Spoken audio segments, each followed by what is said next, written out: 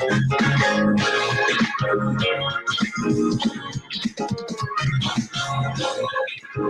meeting is being recorded.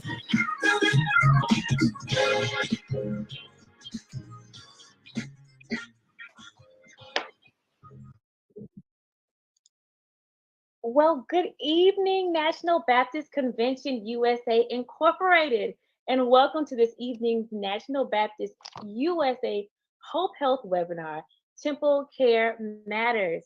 My name is Ellen McKnight Hill, registered dietitian and the Hope coordinator for nutrition, and I will be moderating this evening's discussion. First things first, we would just love to acknowledge our national leadership. So we want to say a special thank you to Dr. Jerry Young, our president, Dr. Alvin Edwards, our general secretary, Dr. Alvin Love, our chair of the Federal Faith-Based Development Initiative, and our leader, Dr. Michael O. Minor, national director for the National Baptist Convention USA, liaison to the U.S. Department of Health and Human Services. Today's webinar, we are going to be covering and continuing our discussion on maternal health with an emphasis on Black maternal health and infant health crisis. We also have a very special guest this evening, the Reverend Dr. Q English of the Health and Human Services Partnership. Finally, we would like to share the Let's Move National Baptist Sign Up Initiative and provide mental health first aid and training updates to you all. So without further ado, we cannot go any further without mentioning our phenomenal sponsors, and that is the National Institute of Health All of Us Research Program. And so the All of Us Research Program is on the screen, and essentially we want you to join us, the National Baptist Convention USA, the HOPE team, in becoming 1 in a million in the nation's largest research study. So if you would like to learn more about the All of Us Research Program and the National Baptist Convention USA's team, please feel free to visit the website at www.joinallofus.org/NBC USA. I'll say that again. That is www.joinallofus.org/NBC USA. If you didn't catch me say it, it is on the screen for your viewing so that you can jot that down and grab that information so you can learn about all that we are doing. Okay? So this webinar is the 6th of our series of First Tuesday's Temple Care Matters webinars that will evolve into a hybrid series with virtual and in-person gatherings in local congregations, and each session is going to delve deeper and deeper into the 7 pillars of temporal care. And so the 7 pillars of temporal care were on the screen as we were getting started, but our local congregations health ministries will be spotlighted throughout the country, and that's right, it's up there. Our local healthcare ministries throughout the country will be spotlighted, and we'll have the opportunity to participate in this initiative. And that's renewing our minds, that's nutrition, exercise, obesity in Black America, health, knowledge, and legacy, safety and preparedness, and health ministry growth. Those are our 7 pillars, and that's what we are basing this series off of. So let's keep it moving. So Temple Care Matters is on by popular demand tonight, and we'll be continuing to focus on maternal health. Last week, we were talking about maternal health, but the conversation and the questions were so rich that we had to make certain that we provided you with more information. And again, tonight, the emphasis is going to be on the Black maternal and infant health crisis and mental wellness, as well as postpartum depression. So we pride ourselves in not only educating you about what is going on in our community, but also providing you with solutions. Now, later on, our special guest is going to be speaking to suicide prevention because it is Suicide Prevention Month, okay? And so she's going to dive into that topic and give us everything that we need to know, because we know that we have been hearing about suicide now more than ever before. So let's tune in to Dr. English whenever she comes up and begins to talk to us about that very, very important topic. We would also like to thank everyone thank everyone who shared with us in Houston for the National Baptist Convention USA's annual session. Your NBC USA Hope team was thrilled to share with so many of the great healthcare ministries across the country, and we were so thrilled to see all the wonderful work that you were doing in your churches. During the Mid-South Church's Hope Leadership Luncheon, we were blessed to be able to present the Dr. Gary Levy Leadership Award to Sister Jeanette Jameson. Congratulations to you, Sister Jameson. We would also like to give a special thank you to Dr. Desi Levy and the family for their support of this very, very special award. Thank you so much, Dr. Desi Levy. So now, without further ado, we are going to engage in tonight's discussion, and it is all about maternal and infant health. And we have two phenomenal panelists here today. Our first panelist is Miss Nicole Deggans. Miss Nicole Deggans is the leader of the Sister Midwives Production Organization, guys. She is an advanced practice nurse midwife. She is a master level nurse and public health clinician, and she is the leader of the nation's largest online doula training organization. So we would like to say thank you, Ms. Deggans, for joining us and being a panelist. We cannot wait to hear from you. Our next panelist, isn't she lovely, guys? Isn't she? Our next panelist is Dr. Tamara Rose. You can call her Dr. Tamara. Dr. Tamara of Sacral Soul is a master level clinical social worker. She is also a birth and fertility doula, and she is going to be sharing with us tonight around mental wellness, okay, the benefits of doulas, and she's also going to be speaking about postpartum depression, okay? Now, she is multi-talented, multifaceted. She's got all the degrees. All the ladies have all the degrees. But tonight, they're just going to give us some nuggets for us, some gems that we can really lean in and learn from these ladies. Okay, so maternal and infant health is a huge topic. I'm so glad that we're talking about it more and more. And without further ado, let's jump into this discussion. Miss Deggans, are you here with us? Can you see us? Can you hear me? I can see you all. This is so exciting. Yes, it is so exciting. Thank you so much for joining us and sharing your expertise about this topic. So, the Black maternal health crisis. So last month we talked about the maternal health crisis, the maternal and infant health crisis, but there is not only is there a maternal and infant health crisis, but there is a particular emphasis on Black women in this space. And so if you would share, what does the Black maternal and infant health crisis really mean, and what should our communities really know about this?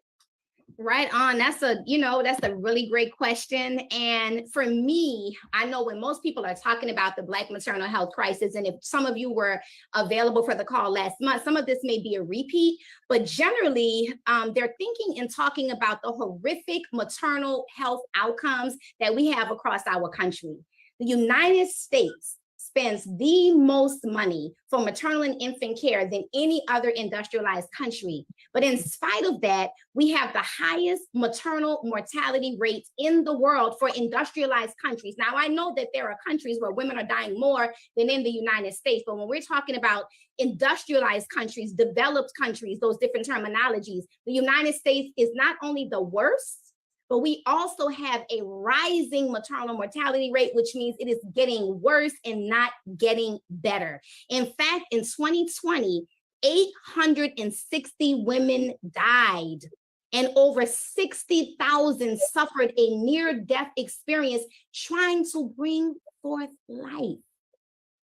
60% of those deaths are preventable, which means that we as clinicians, as hospital systems, as communities are doing something wrong. 60% are preventable. And then when we talk about Black women and Indigenous women in particularly, we are 3 to 4. And if you go to a city or to a state, it could be 10, 15 times more likely to die. And when we're looking at the statistics for Black women, we also see that preventability. If we look at white women who die, less likely to be preventable. If we look at a Black woman who dies, she wasn't listened to, she wasn't heard, she was ignored. Her family wasn't listened to, they weren't heard, they were ignored. So when I think about the Black maternal and infant health crisis, that's what I think about. And then our babies, right now, we have a lot about our moms, and we're not talking as much about our babies, but still across the United States, 10% of our babies are born too early. And what that means is they're more likely to be born too small, increased likelihood to die before reaching their first birthday. And all of these things, all of these deaths are regardless of socioeconomic and educational status. A lot of times we think we can buy our way out of these things, or, do certain, if you're a Black woman in America, you are at 3 to 4 increased risk of dying, and your baby is twice as likely to die before reaching their first birthday. That's the doom and gloom, but we got solutions. I know Sister Ellen is going to bring me to that, but that is the crisis that we're talking about. So, so often a lot of these disparities are linked to socioeconomics and things of that nature. And so you are saying that that does not apply to the Black maternal and infant health crisis. So is that the reason we were seeing folks like Serena Williams and Beyonce in the news having struggles with birthing? Yeah, absolutely. And even if we think about the organization Cure for Moms, right? That woman was a well-educated woman, well-connected, the daughter-in-law of a television star, and she died. This was not a woman who was on Medicaid and didn't have good food and she was an active woman with an active husband. They were like all of the things. She had a partner, she ate well, she had money and education, still died, was unheard, not listened to, ignored.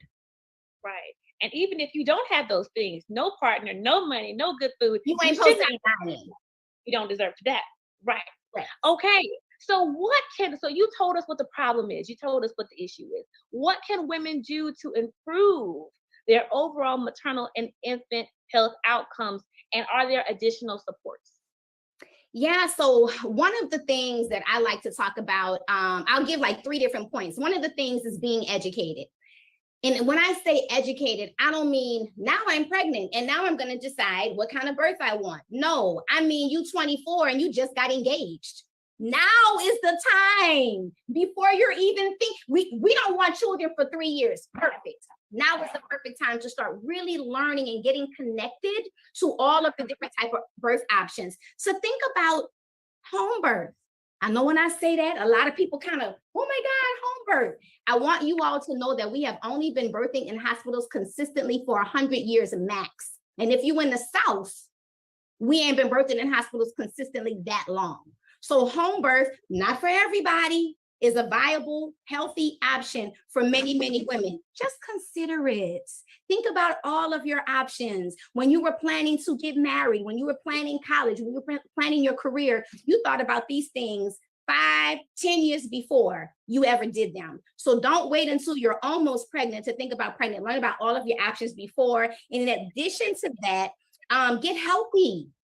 Get healthy. If you have chronic diseases, if there's something in your life that needs some attention, whether that is high blood pressure, whether that is weight loss, whether that's diabetes, whether you're smoking, drinking, have addictions, whether you're, we're going to have mental health conversations, whether you're in a mental health situation, you need support, get that stuff fixed as much as you can. Be in your optimal health before you get pregnant, and that will translate into a healthier pregnancy and birth. And then the last thing you asked about support, absolutely. There's 2 ways of support, right?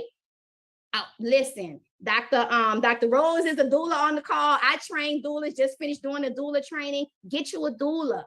Get you a doula. If you cannot get a doula, don't know a doula, don't know how to find a doula, okay, sure, I can help you find one, but okay, sure. When you go to your doctor's appointments, don't go by yourself. So even if you don't have a trained person who is trained to know how to support you in these spaces, bring your uncle, bring your sister, bring your best friend, your auntie, your boo, somebody with you to the hospital so that when you're there, You feel more comfortable asking the necessary questions. You have someone else who has your back to say, wait a minute, she's not being heard. I don't think you understood your question. Or, you know how it is in a doctor's office, they're talking real fast. You can even really hear them real good, but your other person can take notes for you. They can ask a question on your behalf. They can be part of your support system. So all of those things, get educated, get your body together, and bring somebody with you. Bring somebody with you. Thank you so much, and thank you for giving it to us in 3. We are Baptists, and we love 3 points. So we appreciate you there. Finally, Miss Daggins, faith-based communities. Okay, we're talking to the people of faith here tonight, right, and beyond. But what can faith-based communities do to improve maternal and infant health outcomes within the body? So inside of faith-based institutions, I see that there are 2 different ways and spaces where you can assist, right? So 1, inside your congregation, and 2, inside of the community, right? So inside of your community, it's as simple to me as sharing the information, sharing it from the pulpit, sharing it in a bulletin, putting it on your bulletin board, finding a meme, finding somewhere where you can post the information to share it with your congregation. Perhaps you create an educational program as a part of your women's ministry or your couples ministry or your health ministry. Perhaps in community, you host a community baby fair, a baby shower. Maybe you're doing free childbirth education classes, a diaper drive. Do you have pregnant women in your congregation right now? Is she being supported? Does she need somebody to go with her to her prenatal appointments?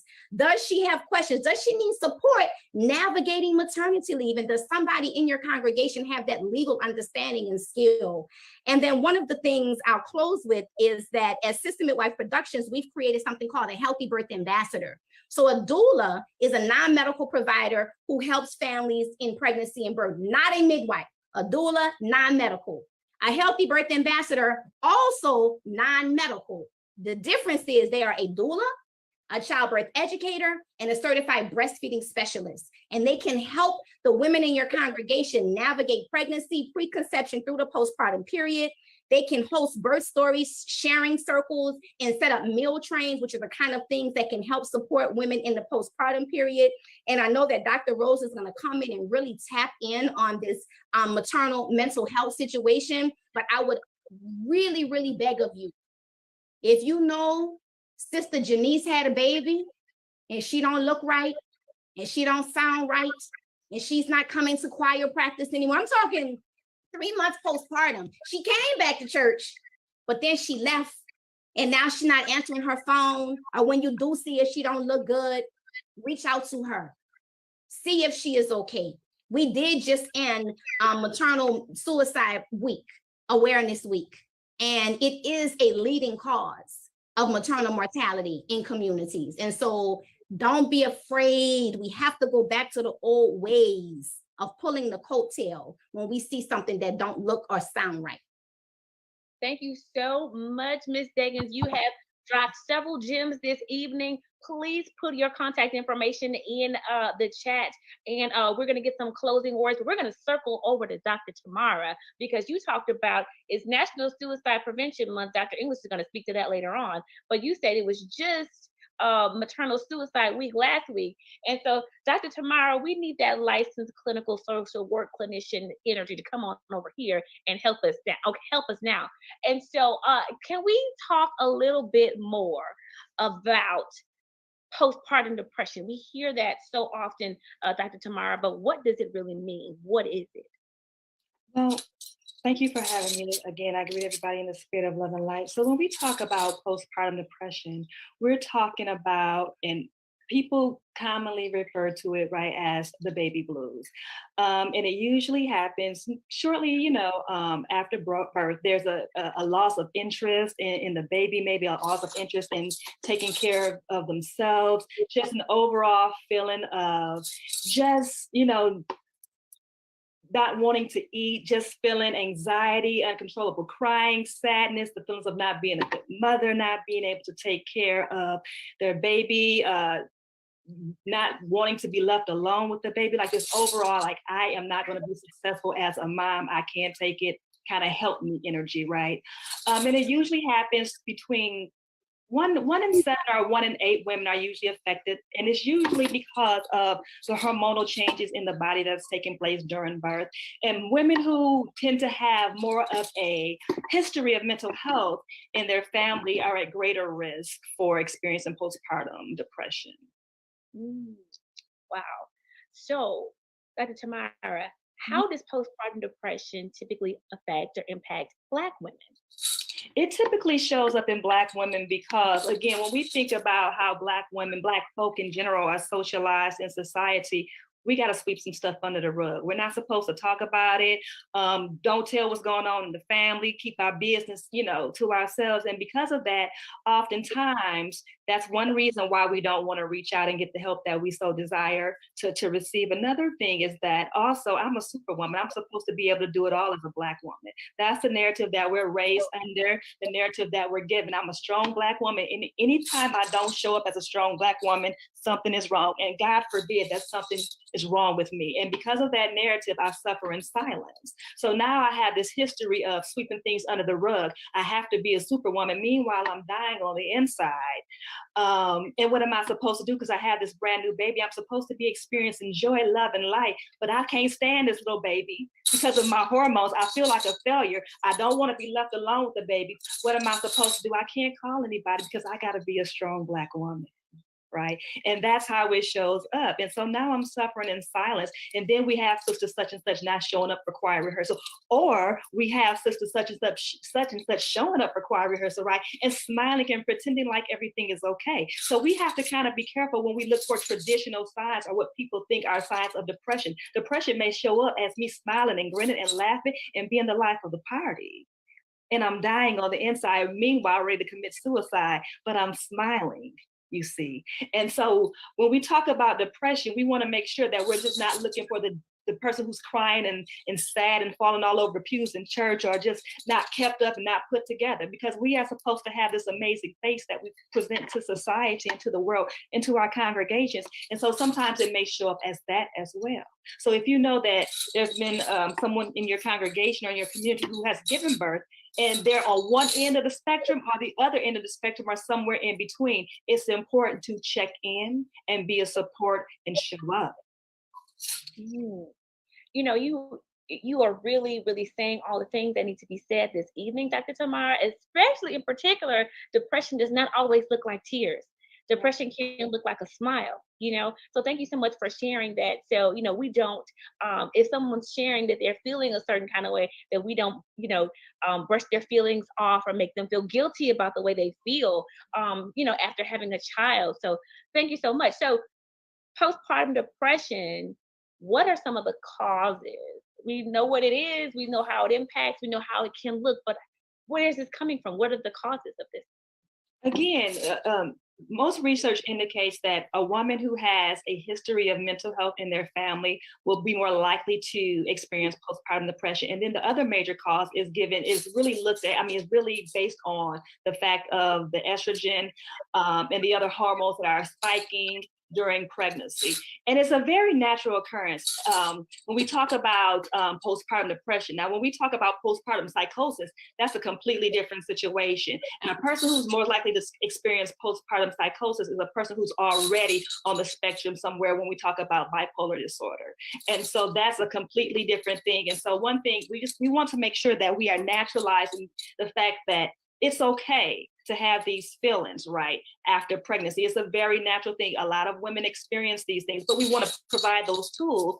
Like Sister Midwife said, make sure that they have these tools in place to get the support that they need, but make sure that we're naturalizing the conversation. But when we're talking about somebody who is in a space of psychosis, we want to really lovingly nudge them to really move into a space of therapy and, seeking that support around a therapeutic relationship on an ongoing and consistent basis.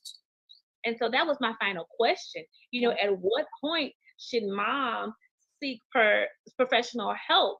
And how can partners and family members support mom in seeking professional help in a way that's not shaming, right? But it's supportive and loving. Mm-hmm.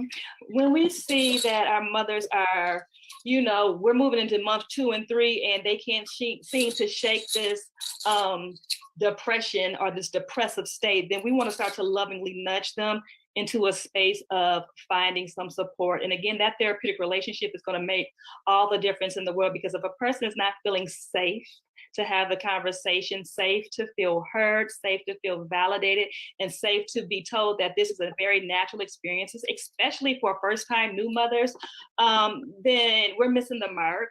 And so it's going to be so important that we're just monitoring the mothers, having conversations with them, checking in. But like you said, not in a way that's shaming, but in a way that's supportive, helping to educate, women about these things, because a lot of times, especially first mothers who are women who are mothers for the first time, they don't understand how the body changes during pregnancy and what can occur. And then even if it's your third or fourth birth, you still may experience a different type of pregnancy each time. And so it's so important to naturalize the conversation, naturalize reaching out for support, naturalize the partners becoming supportive in that space, and then creating a support system. It takes a community.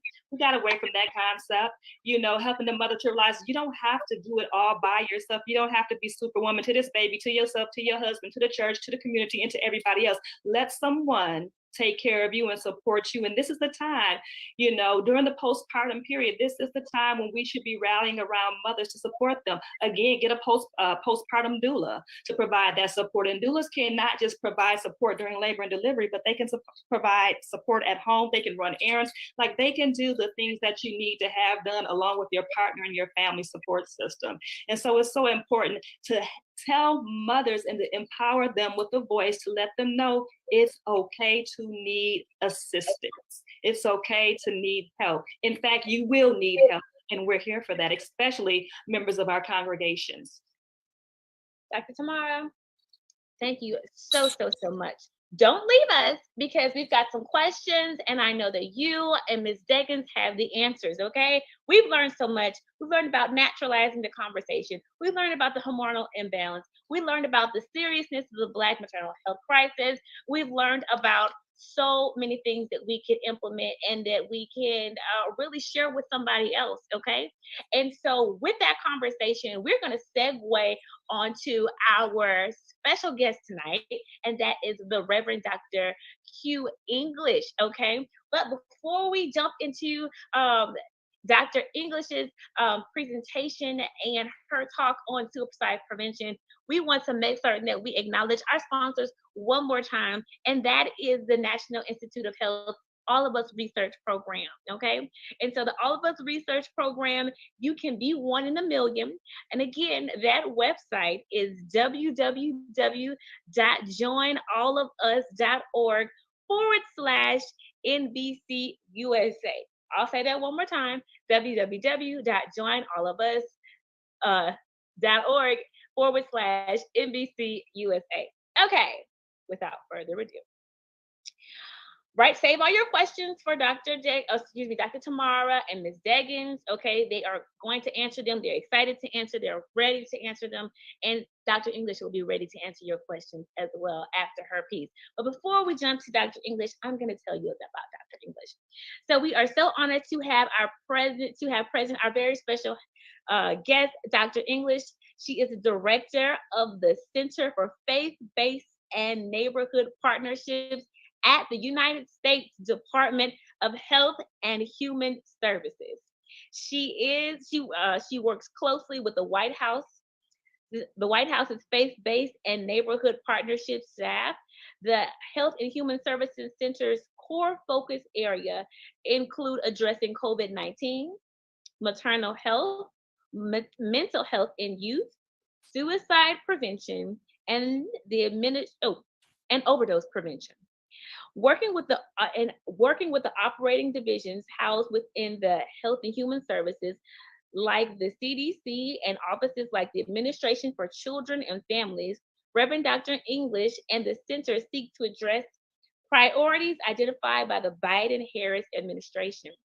As a coalition builder and network strategist, Reverend Dr. Q English joins the Health and Human Services from the state of New York, where she served as the Deputy Director of Faith-Based Initiatives for the Governor's Office and Faith Opportunities, and the Governor's Office and Faith Community Development Services. Here, she identified opportunities to elevate strengths and identify new opportunities to build relationships with faith-based communities. She is the founder and past president of Not on My Watch, an organization formed to combat human trafficking and domestic violence through education, training, and community policy advocacy. Named one of 25 most influential women in the Bronx, Dr. English brings a wealth of knowledge in working with criminal justice systems, substance abuse issues, health and mental health, human trafficking, domestic violence, HIV, AIDS, and civil rights, and more. She received her master's and doctorate degrees from New York Theological Seminary, where she was the recipient of the Excellence in Ministry Award, the highest award given to a graduate doctoral student. Without further ado, Dr. English, she's coming to us to let us all know about how we can prevent suicide. Dr. English. Thank you, Ellen, and good evening, NBC USA congregations, and thank you to my fellow panelists for powerful presentation. I want to first give honor to your president in his absence, Dr. Jerry Young, and the National Director of Hope Health Ministry, Dr. Michael Miner, whom I have had the pleasure of working with since my start at the Partnership Center. Again, about the Partnership Center, we have 5 focus areas: maternal health, been working, doing a national tour, creating conversations in houses of worship, increasing doula certification. One church has now 39 doulas certified. Suicide prevention is our second core. Third is youth mental health, substance use disorders, inclusive of overdose prevention, as well as neonatal abstinence syndrome, and ongoing work around COVID-19. Boosters, et cetera. And I must proudly say that the NBC USA has had the longest partnership with HHS, Health and Human Services, than any other federal department or agency. And that's not all. For those that don't know, NBC USA were the recipients of the All of Us research program funded by NIH to help strengthen recruitment of participants and researchers underrepresented in biomedical research. They were one of 7 community partners awarded funding. So we're proud to be partners with the NBC USA. We applaud the great work they continue to do. So September, National Suicide Prevention Month. And I want to start out by showing you this very short video.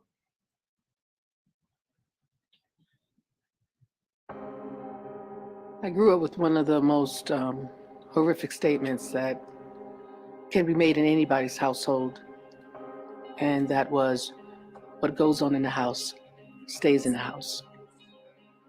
And for me, and as a Black family, that nearly destroyed us. And it wasn't long after that, my nephew, 14 years old, hung himself.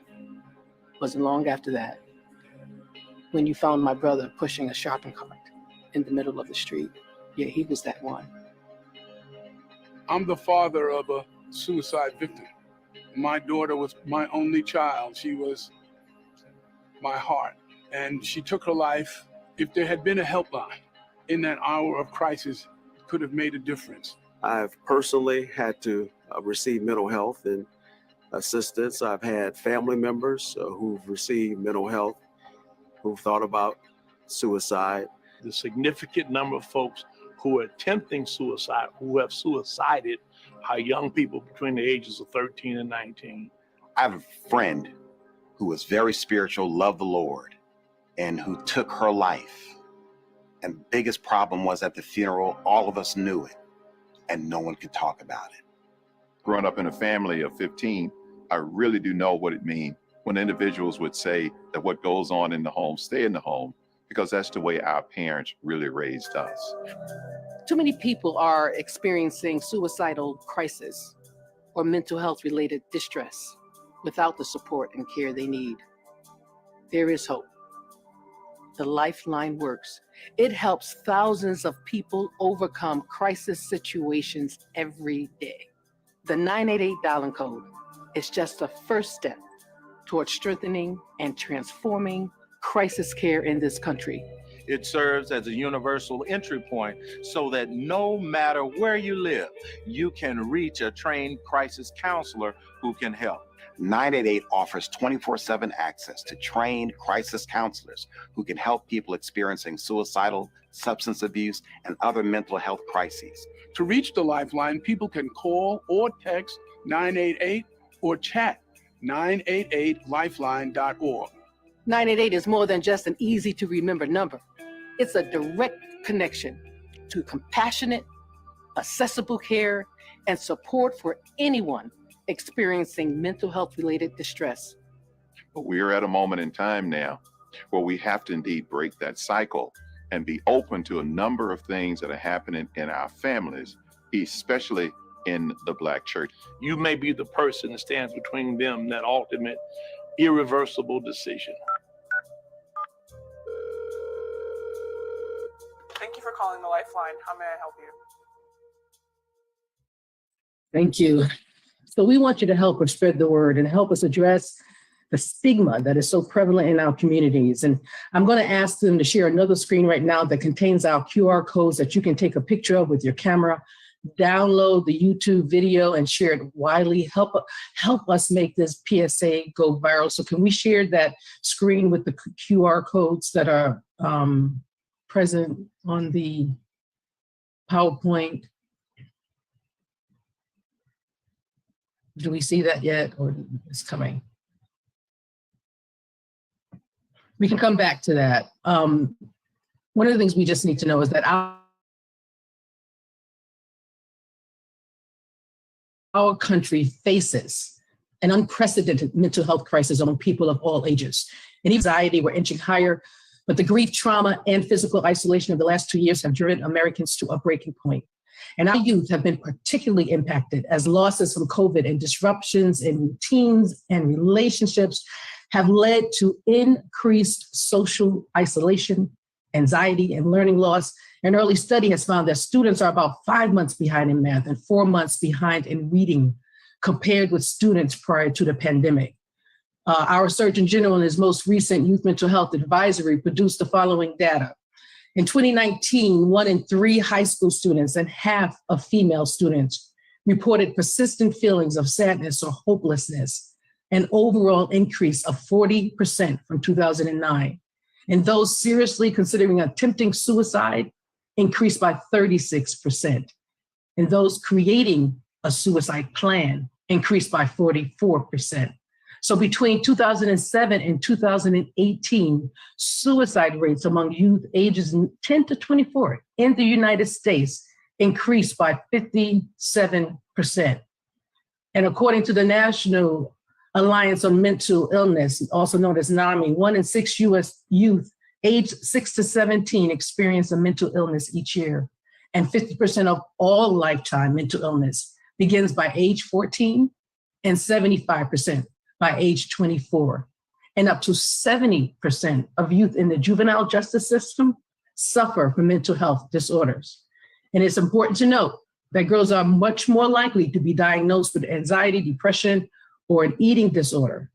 Boys are more likely to die by suicide or be diagnosed with a behavior disorder, such as attention deficit hyperactivity disorder, ADHD.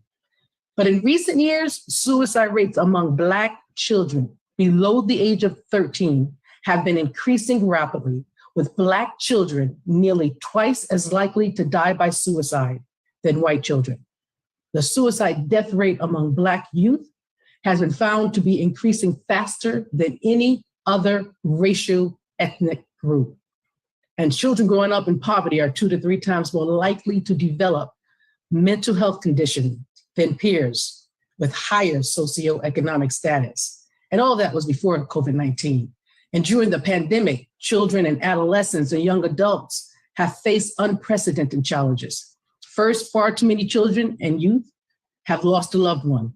It's estimated that as of June 2021, more than 140,000 children in the US had lost a parent or grandparent caregiver to COVID-19. And then early estimates from the National Center for Health Statistics suggest there were tragically more than 6,600 deaths by suicide among the 10 to 24 age group in 2020.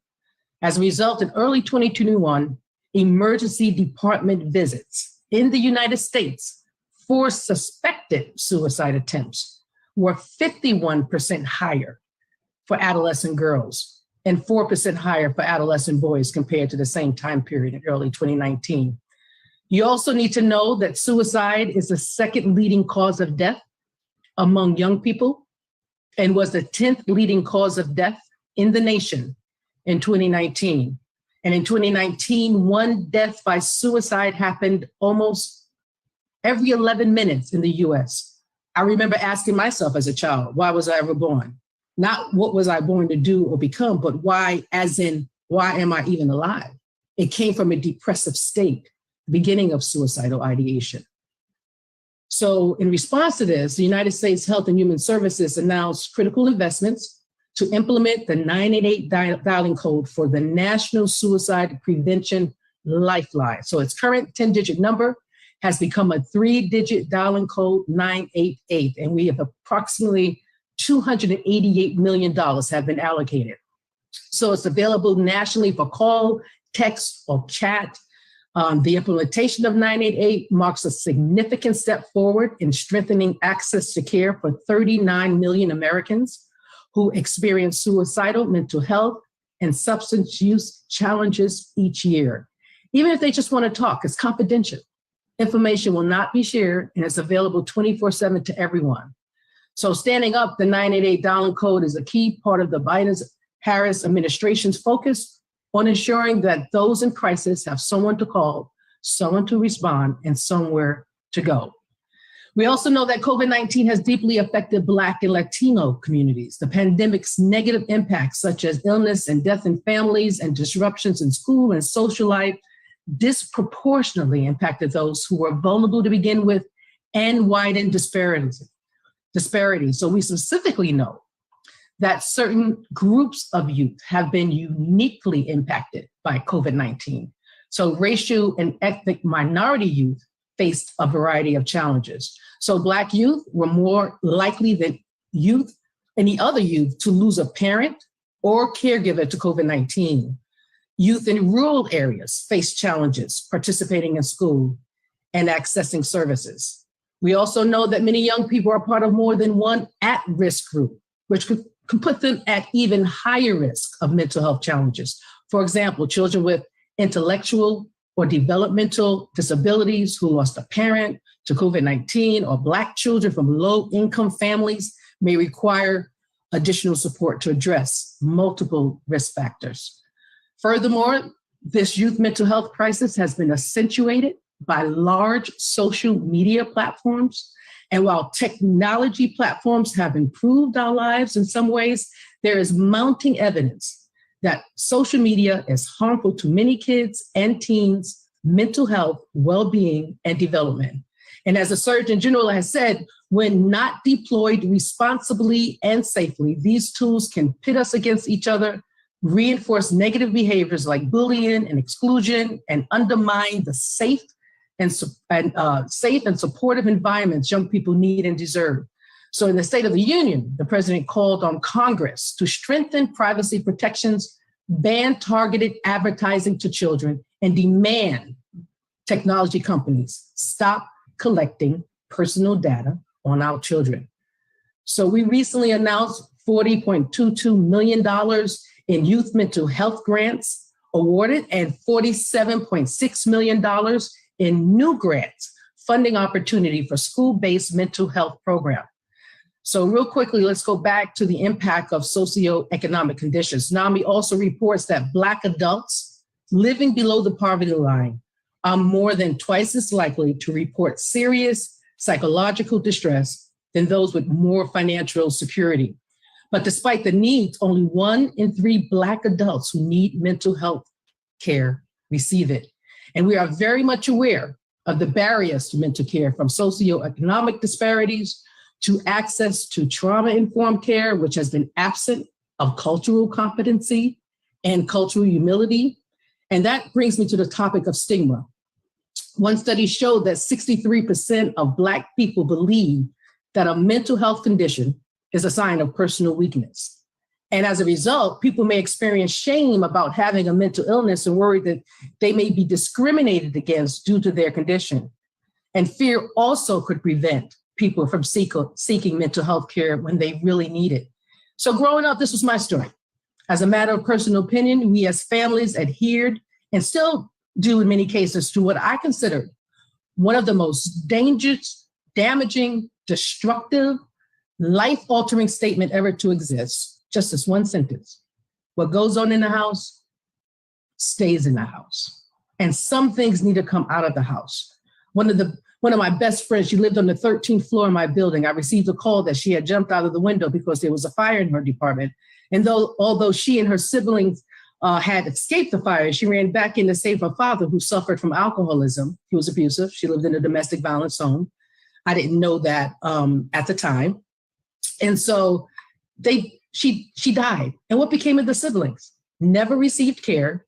I remember one of them reaching out to me several years ago to talk about his ongoing torment. And of course, I pointed him to seek care. He and his sister both suffer from mental health problems and substance use disorder. Some things need to come out of the house. I was flying to New York from Chicago to bury my nephew who hung himself while his younger brother watched. He was 14. At the same time, my sister was in the hospital with pneumonia. She had tested positive for HIV, AIDS. Who knew? We didn't. And this was probably what led my father to a heart attack, and too was hospitalized, all happening at the same time. No mental health care, no talk of self-care. Why? Stigma. Instead, silence. Resume normal activities because time will get you through it. It doesn't. And I've had my personal share of horrific events. My journey was not uncommon to some of you on this call today. I remember one such event where I ran up my flight of stairs to tell my mom. She went out to try to find the perpetrator. No success. So she cooked dinner. No 911 was called. We all ate in silence. My mom, my dad, and I. I remember exactly where we were sitting at that small table in NYCHA housing in New York, the projects, Spanish Harlem. I remember standing up, washing the dishes and putting them on the drainer to dry. I went to sleep. I woke up and went to school, never to be discussed again. I was 10 years old. So what do I do with the occurrence? You blame yourself, you process internally, you suffer. In my home, those checked boxes under adverse childhood events, ACEs, contributed to the mental illnesses, drug and alcohol addiction, and the like. However, with proper intervention and seeking mental health care, it could have provided the guidance needed and minimized its impact. When things come out of the house, we can begin to prioritize the mental wellness of our families. And as I reflect on my personal life, for me personally, spirituality, my faith in God was my key to my breakthrough and why I'm here today. So in closing, hashtag be the one to, BETHE, the number one TO, is the 988 Suicide and Crisis Lifelines message for the National Suicide Prevention Month and beyond, which helps spread the word about actions we can take to prevent suicide. Quickly, 5 steps. 1, ask. Acknowledging and talking about suicide may reduce rather than increase suicidal ideation. 2, be there. Listen without judgment. 3, keep them safe. Make lethal means less available or less deadly.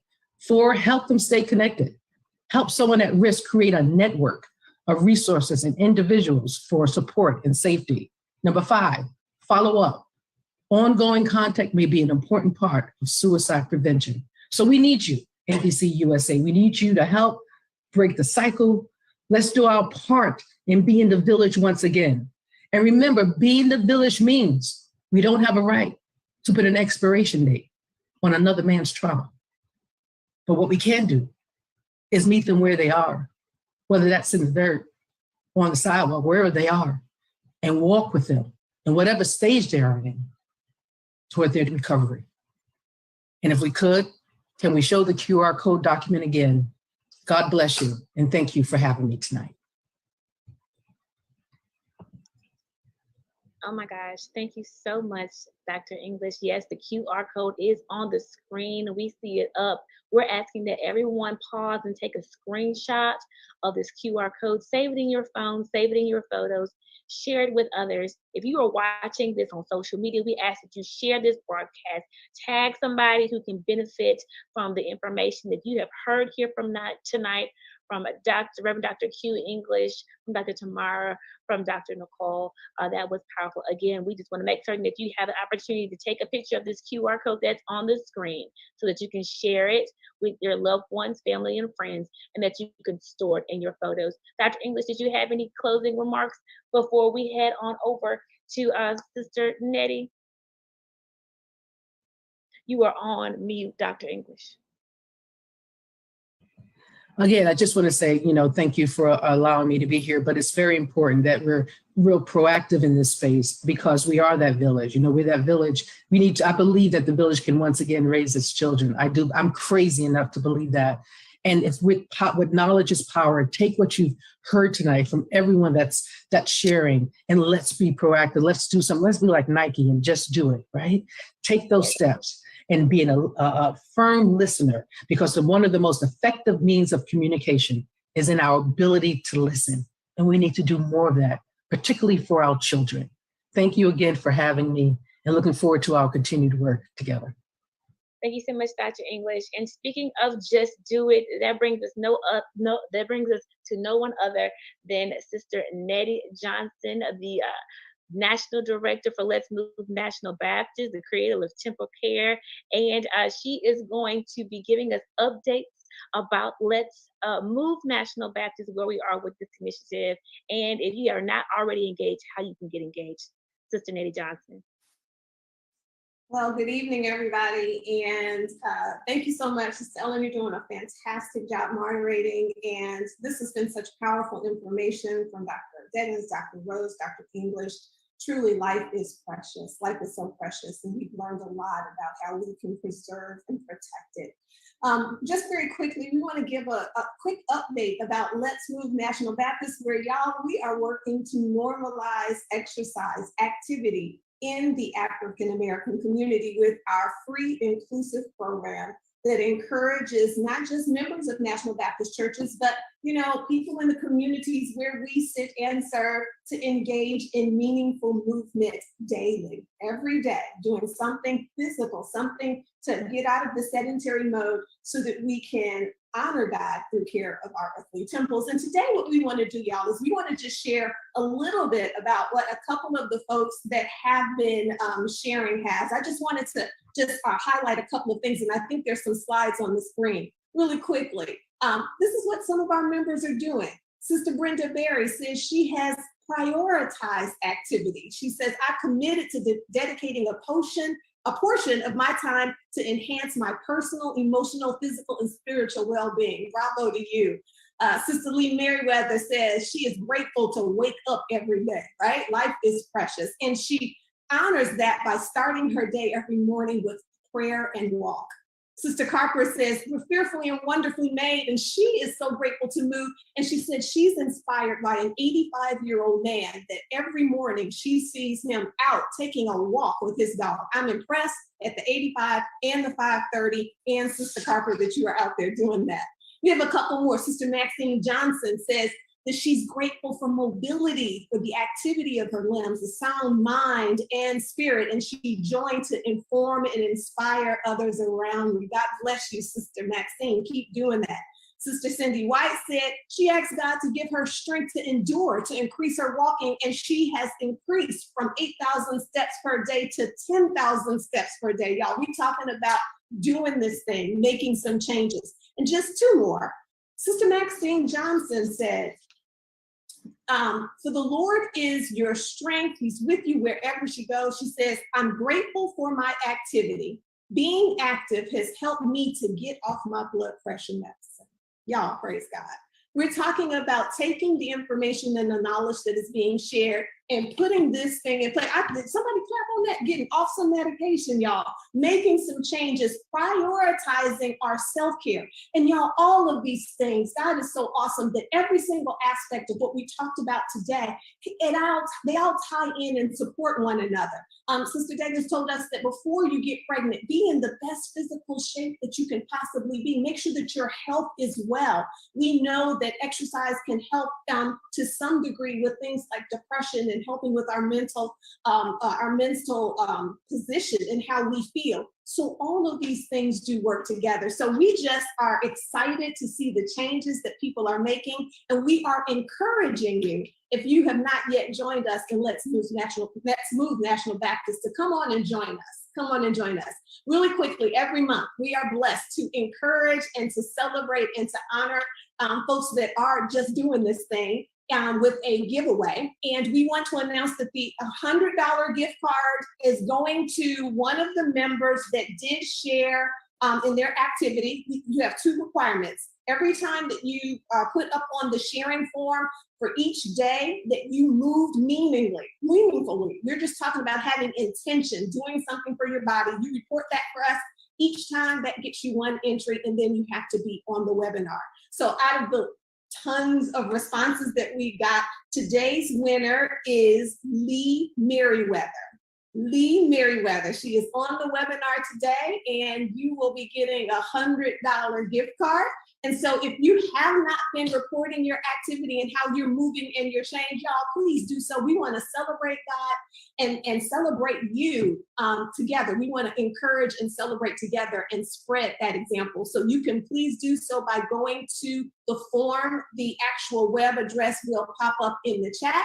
Just let us know how you're moving. And we also do have office hours. So if you're having any challenges, if you have barriers that you need to work through, join us on one of those office hours. All of the information, y'all, can be found up at Let's Move National Baptist, letsmovenbc.com. When you join there, we're going to shoot everything into your email. You get an email about once a week with some helpful information. And lastly, coming up, we're going to talk a little bit more about walking for health as the temperatures get to be a little bit more temperate to support that. We're also going to be sharing this month about family fitness, because September is National Childhood Obesity Awareness Month. It's sponsored by the CDC's Division of Nutrition, Physical Activity, and Obesity to provide an opportunity to learn more about this major public health problem. So we're going to talk about how we can engage in family fitness, because we're talking about not only changing and improving our health for our lives, but we're talking about changing the health legacy for our people.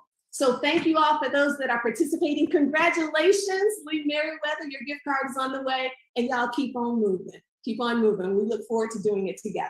Thank you so much. All right now, Sister Nettie Johnson, that's our very own Sister Nettie Johnson. She's the Director of Fitness, our Robert Woods Johnson winner, the creator of Temple Care, All Things Fabulous. Listen, stick with the National Baptist Convention Hope Ministry, and you too can be a winner. Let's continue to move National Baptist. And finally, we are going to hear from our very own Sister Bettina Campbell with our mental health first aid training update. Sister Campbell, are you with us? Hi, Sister Campbell. You are on mute. There you are. Yes. Good evening, everyone. Good evening. I'm sorry, but we, Dr. Miner and I are trying to work out the schedule. So it will probably be at the next session that we will be able to share with you when we will be doing some trainings. All right then. Well, thank you so much, Sister Campbell. Listen, we have heard so much wonderful information this evening. We want to give you an opportunity to ask some questions, okay? And so if you have any questions for any of our panelists, please drop them in the chat. If there are any questions on social media, we have some folks monitoring social media. We will check over there. While we are waiting on questions, you can also ask your questions in the Q&A section within Zoom.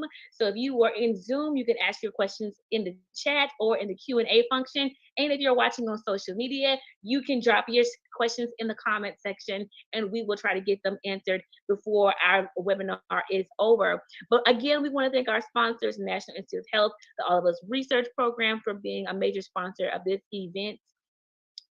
this evening's webinar. We also don't want you all to forget that we have some September updates. The National Childhood Obesity Awareness Month, Sickle Cell Disease Awareness Month, National HIV and AIDS and Aging Awareness Day is September 18th, And again, September is National Suicide Prevention Month, as Dr. English has shared with us earlier. So we don't want to forget those health observances. If you have not done so already, make certain that you connect with the National Baptist Convention and also the National Baptist Convention USA's Hope page, that we have our own website. There is social media, there is Twitter, there is Facebook, there is LinkedIn, there's also a YouTube channel, so you can connect with us in so many different ways, and we invite you to do just that. We would also appreciate your feedback. So there is a survey going forth. I'm saying that again. It's a survey going forth in the chat. And we want you to share your thoughts on tonight's experience. We want to hear what you learned. How has it impacted you? And so if you would please take some time to copy and paste that link and participate in the survey. If you have time to do the survey right here, right now, there's no time like the present. So please make certain that you fill out the survey. And now I am checking the chat for questions. Okay. And please, if you are in the chat, Dr. English is still on the line, Ms. Deggins is still on the line, and Dr. Tamara is still on the line. They have graciously left their contact information in the chat. Listen, I would that you would copy and paste. Amen. So that you can have their contact information after this webinar is over. Okay, yes. The link is in the chat, and oh yes, that's right. We will give you an honorary doctorate. If you will get an honorary doctorate at the Baptist Church, but Dr. English and Dr. Tamara have real doctorates. But we'll do that here, Ms. Nicole. Okay, let's see. I'm not seeing any questions right now. Listen, guys, this has been a wonderful experience. We want to say thank you. We want to say thank you to our fearless leader, Dr. Michael O. Minor, Dr. Debbie Levy, Sister Lottie Minor, Sister Bettina Campbell, Pastor Dexter Mulroney. These are members of our Hope team, guys, our National Hope team. Dr. Felicia Washington, Minister Geraldine Moore, Dr. Labora Williams, Sister Loretta Miller, Sister Nettie Johnson, Dr. Marion Talley, and Thomas Duke Robertson for making this all possible. Also, our regional coordinators. We have National Baptist ambassadors, Hope ambassadors across the state and the country. We want to say thank you to our national coordinators, Pastor Daniel Blackburn, the Northeast region, Brooklyn Rogers, Southeast, Pastor Bernard Montgomery, Southwest 1, Sister Linda Carper, Southwest 2, Teresa Falls, Midwest, Norma P. Jackson, the West region, and Pastor Richmond Johnson, the Far West region. We know that some of you have additional questions or comments, so we are going to formally close out today's webinar on our social media platforms. And for those of you inside the webinar, inside Zoom, we ask that you hang back momentarily for your comments and thoughts, and you'll be able to directly speak with Dr. English and Ms. Deggins and Dr. Tamara. Once again, that's why you always want to fill out that's why you always want to register. Social media is good, but you want to get in the house. Don't forsake the assembly. Hello, somebody. Okay, once again, we want to acknowledge our president, Dr. Jerry Young, who reminds us to envision the future exceptionally. This has been a production of the National Baptist Convention USA, the nation's largest Black denomination. God bless and keep you is our prayer. Bye, guys. I'm Ellen McKnight, your moderator.